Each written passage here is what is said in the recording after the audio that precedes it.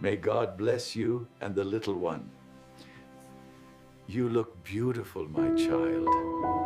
Assalamualaikum warahmatullahi wabarakatuh. Semoga siapapun yang mendengarkan kisahku ini selalu diberi kesehatan, kekuatan, dan keteguhan hati oleh Allah. Namaku Sulis, seorang perempuan desa dari Jawa Tengah. Aku bukan siapa-siapa. Aku hanya anak seorang petani yang tanahnya makin lama makin sempit dan ibu rumah tangga yang setiap hari berjualan sayur di pasar kecil dekat rumah. Aku tumbuh dalam kehidupan yang sederhana, kalau bukan dibilang pas-pasan, mungkin malah kekurangan. Tapi meski begitu, aku dibesarkan dengan kasih sayang dan doa. Sejak ayahku sakit, kehidupan keluarga kami makin berat. Uang hasil jualan ibu tidak cukup untuk biaya berobat dan kebutuhan sehari-hari. Aku sempat mencoba bekerja di kota, jadi pelayan toko, tapi gajinya kecil dan cepat habis. Sampai akhirnya, aku memutuskan hal paling besar dalam hidupku, berangkat menjadi TKW ke Arab Saudi. Waktu itu aku masih muda, polos dan jujur saja, takut. Tapi demi keluarga, aku harus berani. Aku ingat betul hari ketika aku pamit di depan rumah. Ibu memelukku erat sambil berbisik, "Nak, jangan pernah lupakan sholatmu. Dimanapun kamu berada, Allah selalu melihatmu." Kata-kata itu terus terngiang di hatiku sampai sekarang. Perjalanan menuju negeri orang bukan hal mudah. Aku tak bisa bahasa Arab, tak mengerti budaya mereka. Bahkan udara gurun yang kering membuat kulitku perih. Tapi aku berusaha kuat. Aku datang bukan untuk bersenang-senang, tapi untuk mencari rezeki halal. Aku bekerja di sebuah rumah besar milik keluarga Arab terpandang. Namanya keluarga Al-Fadel. Tuan rumahnya, Fadel, adalah pria Arab berwibawa, tinggi dan jarang bicara. Tapi tatapannya tajam dan penuh wibawa. Istrinya, Madam Laila, wanita cantik dan elegan, meski wajahnya selalu terlihat dingin terhadapku. Hari-hari pertamaku di sana terasa seperti mimpi buruk. Aku sering dimarahi karena tak paham instruksi, kadang makanan yang kubuat dianggap tak layak, kadang baju yang kusetrika kurang rapi. Aku menangis diam-diam setiap malam di kamar kecil di lantai bawah. Rasanya ingin pulang, tapi aku tahu aku tidak boleh menyerah. Suatu malam, ketika aku sedang membersihkan ruang makan, Tuan Fadel datang. Ia hanya berkata pendek, "Jangan khawatir. Kalau kamu niat bekerja baik, Allah akan tolong." Kata-katanya sederhana, tapi bagiku seperti air sejuk di tengah padang pasir. Dari situlah aku mulai melihat bahwa tidak semua orang di rumah itu sekeras yang kukira. Hari demi hari berlalu, aku mulai terbiasa. Aku belajar bahasa Arab sedikit demi sedikit. Aku tahu bagaimana menyajikan teh kesukaan Madam Laila, kapan anak-anak mereka pulang sekolah, dan bagaimana mengatur dapur agar bersih setiap saat. Aku mulai diterima, setidaknya tidak lagi dimarahi setiap hari. Namun, jauh di dalam hatiku, aku sering merasa sepi. Di negeri orang, aku hanya bisa berbicara dengan diriku sendiri dan Allah. Kadang aku berbicara pelan di depan cermin sambil tersenyum. "Sulis, kamu harus kuat ya. Kamu datang ke sini bukan untuk kalah." Malam-malam panjang di kamar sempit itu sering kuisi dengan tangis dan doa. Aku tak tahu bagaimana hidupku akan berubah nanti, tapi aku yakin kalau niatku baik, Allah pasti menuntunku. Aku tidak tahu bahwa dari rumah inilah perjalanan hidupku akan memasuki jalan yang penuh ujian. Jalan yang akan menguji iman, kehormatan, bahkan cinta yang tak pernah kuminta. Tapi satu hal yang aku tahu sejak awal, aku datang ke tanah Arab bukan untuk mencari cinta, tapi untuk mencari keberkahan. Dan mungkin takdir punya rencana lain untukku.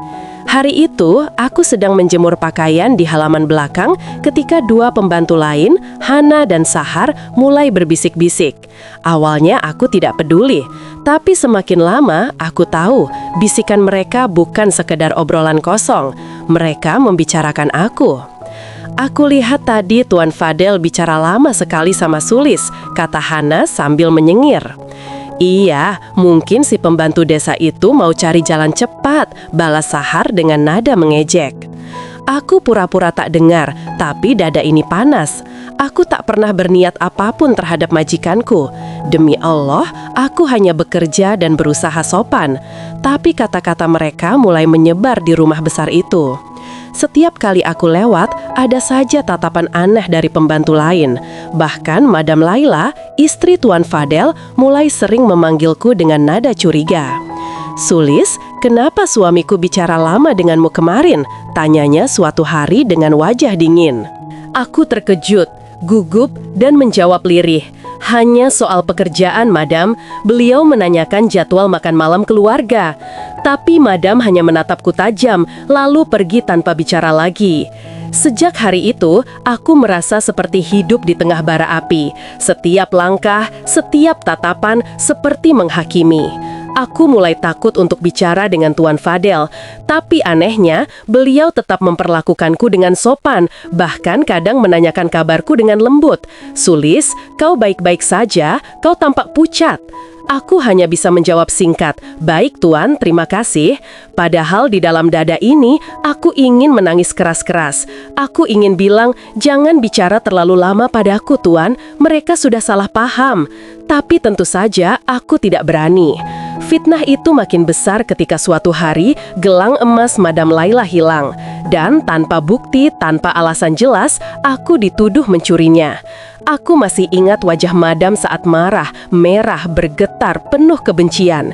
"Kau pikir aku tidak tahu siapa kau sebenarnya, Sulis? Datang dari desa miskin, ingin hidup enak dengan cara cepat?" Kata-kata itu menusuk hatiku seperti belati. Aku hanya bisa terdiam. Ingin sekali aku berteriak, ingin membela diri, tapi suaraku tak keluar. Air mataku jatuh begitu saja. Aku hanya bisa menunduk dan berkata pelan, "Demi Allah, saya tidak mencuri, Madam. Saya tidak seperti itu." Malam itu aku tak bisa tidur. Aku duduk di lantai kamar kecilku sambil menatap sajadah yang mulai kusam. Aku menangis, lama, sangat lama. Kupeluk Al-Quran kecil yang kubawa dari kampung sambil berbisik pelan. "Ya Allah, Engkau Maha Tahu. Engkau tahu aku tidak bersalah. Lindungilah aku dari kejahatan hati manusia yang iri." Keesokan harinya, Tuan Fadel memanggil semua pembantu. Ia berbicara tegas, menyeridiki satu persatu. Dan akhirnya, gelang yang hilang itu ditemukan di kamar Hana, pembantu yang paling sering menjelek-jelekan aku. Semuanya kaget. Madam Laila hanya diam, sementara Hana menangis pura-pura menyesal. Sejak saat itu, suasana rumah berubah. Madam mulai malu, tapi gengsinya tinggi. Ia tidak meminta maaf padaku. Hanya Tuan Fadel yang menatapku lama dan berkata, "Kesabaranmu luar biasa, Sulis. Tidak semua orang bisa bertahan seperti itu." Aku hanya tersenyum lemah. Dalam hatiku, aku berkata, "Aku tidak sabar, Tuan. Aku hanya takut kehilangan pertolongan Allah." Malam itu, aku sujud lebih lama dari biasanya. Aku sadar fitnah bisa datang kapan saja, dari siapa saja. Tapi aku juga tahu bahwa setiap fitnah, kalau kita hadapi dengan iman, pasti akan berubah menjadi jalan menuju kebaikan. Dan aku belum tahu, fitnah ini baru permulaan dari ujian yang jauh lebih besar. Hari-hari setelah fitnah itu berlalu, rumah keluarga Al-Fadel terasa lebih tenang. Tapi entah kenapa, aku justru merasa semakin canggung. Madam Laila tidak lagi memarahiku, tapi tatapannya tetap dingin setiap kali kami berpapasan. Aku tahu luka di hatinya belum sembuh, dan mungkin namaku masih menempel di pikirannya sebagai pembantu yang pernah dicurigai menggoda suaminya. Aku berusaha bekerja lebih baik. Setiap pagi aku bangun sebelum subuh, menyiapkan sarapan, membersihkan ruang tamu, dan menata bunga di meja makan. Aku ingin membuktikan bahwa aku bukan wanita seperti yang mereka sangka. Tapi kadang, sebaik apapun niat kita, tetap saja tak semua orang mau melihat dengan mata yang jernih. Suatu sore, aku sedang mengepel lantai ketika Tuan Fadel datang dari luar. Ia tampak letih, wajahnya penuh debu. Melihat itu, spontan aku berkata, "Tuan, mungkin sebaiknya Tuan minum dulu." Aku menyiapkan segelas air dingin dan meletakkannya di meja dekat sofa. Namun ternyata saat itu Madam Laila masuk ke ruangan. Tatapannya tajam, penuh kemarahan yang disembunyikan di balik senyum tipis. Bagus ya, sekarang kamu sudah berani menyambut suamiku. Suaranya dingin. Aku terkejut, gelas di tanganku hampir jatuh. Tidak, madam, saya hanya... Diam, bentaknya keras. Aku muak melihatmu. Setiap hari kamu pura-pura sopan, tapi sebenarnya kau ingin merebut perhatian suamiku, kan? Aku ingin membela diri, tapi lidahku keluh. Air mataku jatuh begitu saja. Wan, Tuan Fadel berusaha menenangkan. Laila, cukup, jangan bicara begitu. Sulis tidak salah. Namun kata-kata itu justru membuat situasi makin buruk. Madam Laila menatapku seolah aku benar-benar wanita perusak rumah tangga orang. Malamnya, aku duduk di kamar menangis dalam diam. Aku bertanya pada diri sendiri, kenapa kebaikan selalu disalahpahami? Kenapa setiap ketulusan dianggap siasat? Tapi di tengah tangisku, aku ingat pesan ibu. Kalau kamu difitnah, jangan balas dengan kebencian. Allah tahu siapa yang benar. Sejak malam itu, aku memutuskan untuk lebih menjaga jarak. Aku tidak pernah lagi bicara dengan Tuan Fadel kecuali urusan penting. Aku menunduk setiap kali lewat di depannya dan selalu memastikan tidak ada alasan bagi siapapun untuk berprasangka buruk. Tapi ternyata ujian tidak berhenti di situ. Suatu malam, saat semua orang tidur, aku mendengar suara gaduh dari dapur. Saat aku turun, kulihat pintu lemari terbuka dan beberapa perhiasan Madam Laila berserakan di lantai. Aku panik dan segera membereskan semuanya. Tapi tiba-tiba, suara teriakan memecah kesunyian. "Apa yang kau lakukan, Sulis?" Madam Laila berdiri di depan pintu dengan mata melotot. Aku mencoba menjelaskan, tapi suaraku gemetar. "Saya hanya membereskan, madam. Saya baru saja datang." Namun tak ada gunanya. Ia langsung memanggil penjaga rumah dan berteriak memerintah agar aku dikurung di kamar. Pagi harinya, Tuan Fadel datang dan menyelidiki lagi. Setelah dicek, ternyata perhiasan itu tidak hilang satupun. Madam Laila terdiam, tapi rasa malunya berubah jadi kebencian. Ia menatapku dengan tajam. "Kau ini pembawa sial. Aku tidak mau kau tinggal di rumah ini lebih lama lagi." Hatiku hancur. Aku hanya bisa menunduk dan berkata, "Kalau memang itu yang madam inginkan, saya akan pergi." Namun sebelum aku sempat berkemas, Tuan Fadel datang menghampiri. Ia berkata dengan suara tenang, "Kau tidak akan kemana-mana. Aku tahu kebenarannya, Sulis. Kau jujur. Biarkan waktu yang menjelaskan segalanya." Aku hanya menatapnya dengan mata berkaca-kaca. Di dalam hatiku, aku berbisik, "Ya Allah, aku tak tahu kenapa Engkau mempertemukanku dengan orang sebaik ini, tapi di waktu yang salah." Sejak hari itu, aku menjalani hari-hariku dalam diam. Tak ada lagi tawa, tak ada lagi obrolan ringan. Hanya pekerjaan, doa, dan air mata yang diam-diam jatuh setiap malam. Namun di balik semua kesedihan itu, aku merasakan sesuatu tumbuh perlahan di dalam hatiku. Rasa yang tak seharusnya ada, tapi tak bisa kuhindari. Entah sejak kapan perasaan itu mulai tumbuh, aku sendiri tidak tahu. Mungkin sejak malam ketika Tuan Fadel menenangkan aku di halaman belakang rumah saat aku menangis tanpa suara. Ia tidak berkata banyak, hanya meletakkan sapu tangan di tanganku dan berkata lembut, "Sabar ya, Sulis, aku tahu semua yang terjadi. Allah tahu kebenaran." Sejak saat itu, setiap kali aku melihatnya berjalan melewati ruang tamu, jantungku berdegup lebih cepat. Aku benci perasaan itu, sungguh. Aku tidak ingin merasa seperti ini kepada seorang pria yang bukan milikku, yang bahkan sudah punya istri. Tapi semakin aku berusaha menolak, rasa itu justru semakin kuat. Aku berdoa setiap malam agar Allah menghapus perasaan ini. Aku bilang dalam sujudku, "Ya Allah, aku tidak ingin jatuh cinta pada seseorang yang bukan hakku. Tapi kenapa hati ini bergetar setiap kali ia menatapku dengan kebaikan?" Hari-hari berlalu dan hubungan kami semakin aneh. Ia tak lagi memanggilku dengan nada perintah, tapi dengan suara lembut. "Sulis, tolong siapkan teh hangat." Atau kadang, "Sulis, kamu sudah makan?" Hal-hal kecil seperti itu membuatku bingung antara senang dan takut. Namun di sisi lain, aku tahu pandangan Madam Laila padaku semakin tajam. Ia mungkin mulai merasakan sesuatu yang berbeda antara kami. Rumah yang dulu ramai kini terasa mencekam. Hana dan Sahar, dua pembantu yang dulu memfitnahku, kini malah semakin sering mengamati gerak-geriku. Kadang aku mendengar mereka berbisik, "Lihat tuh, pembantu kampung itu makin berani. Siapa tahu nanti jadi nyonya baru."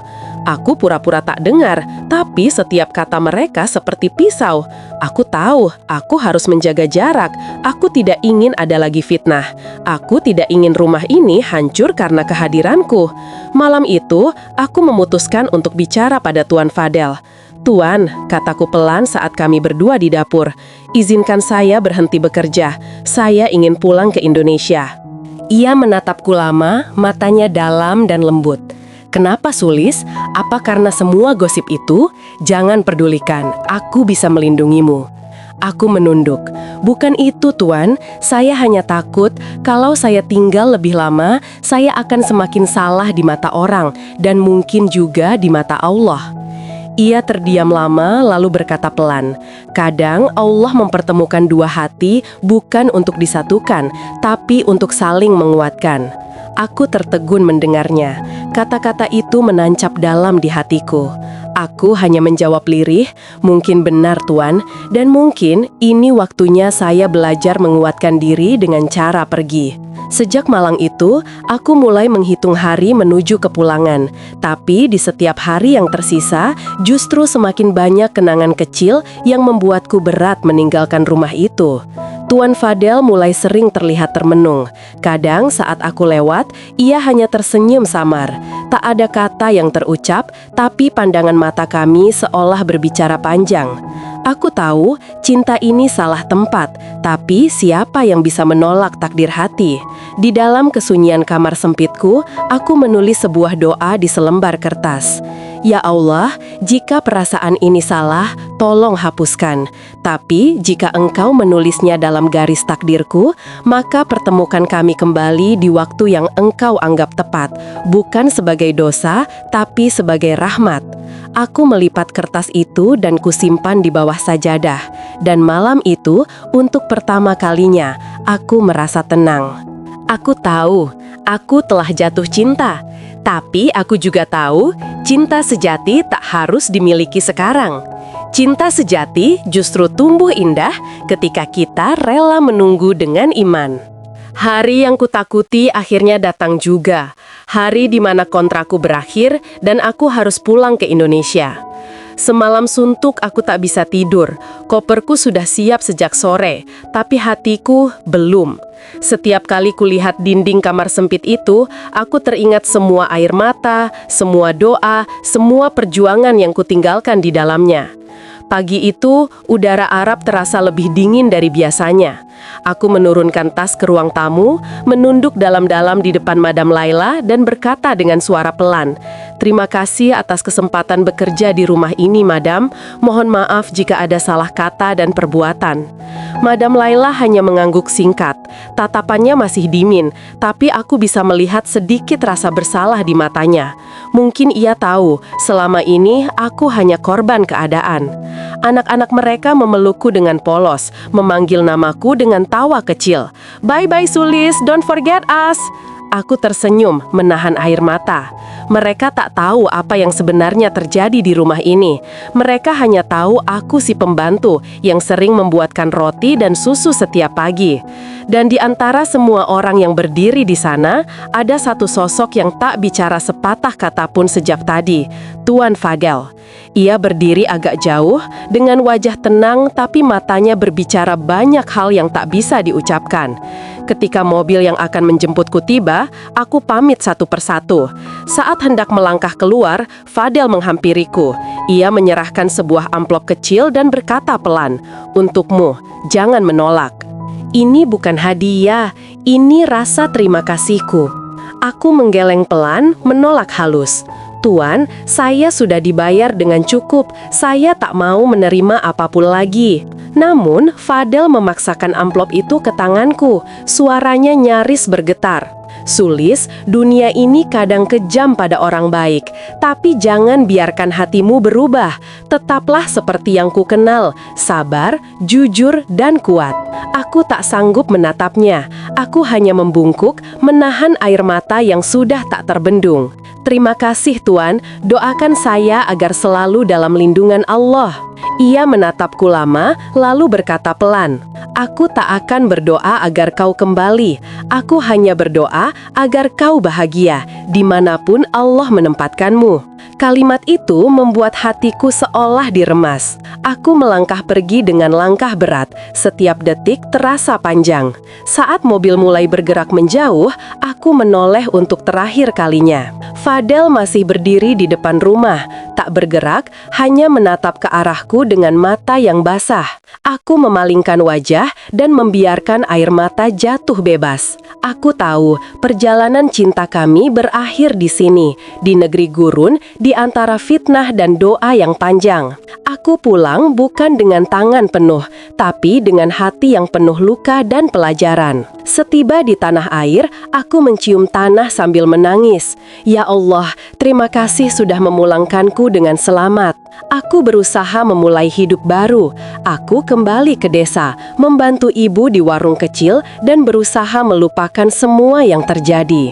Tapi ada satu hal yang tak bisa kuhapus, tatapan mata Fadel di hari perpisahan itu.